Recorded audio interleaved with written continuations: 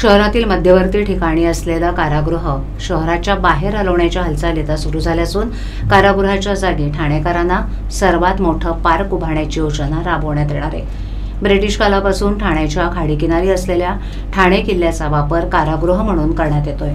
सुमारे 55 एकर भूखंडावर हे कारागृह आहे। त्यामध्ये सुमारे 4000 कैदी ठेवण्याची सोय, परंतु प्रत्यक्षात तिथे 10,000पेक्षा जास्त बंदिवानांना ठेवण्यात आल्यानं हे कारागृह अपुरं पडू लागले। शहराच्या मध्यवर्ती ठिकाणी हे जेल असल्यानं कैदी आणणं आणि तारखेला घेऊन जाताना अनेक अडचणी येत असतात। त्यामुळे 2016 साली हे कारागृह इतरत्र हलवण्याची मागणी होऊ लागली। ठाणे महापालिकेचे ज्येष्ठ नगरसेवक नजीब मुल्ला यांनी त्यासाठी पुढाकार घेऊन तत्कालीन पालकमंत्री आणि सध्याचे मुख्यमंत्री एकनाथ शिंदे यांच्याकडे जेलच्या भूखंडावर पार्क उभारण्याचा प्रस्ताव मांडला होता। त्याला शिंदे यांनी हिरवा कंदील दाखवल्यानंतर मागील 8 वर्ष पाठपुरावा करण्यात आला होता।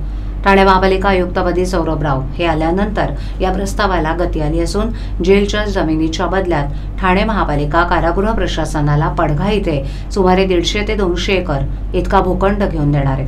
त्या भूखंडावर सुमारे 20,000पेक्षा जास्त कैदी सामावून घेतील असं सर्व सोयी सुविधांनी युक्त कारागृह तयार करून देण्यात येणार आहे।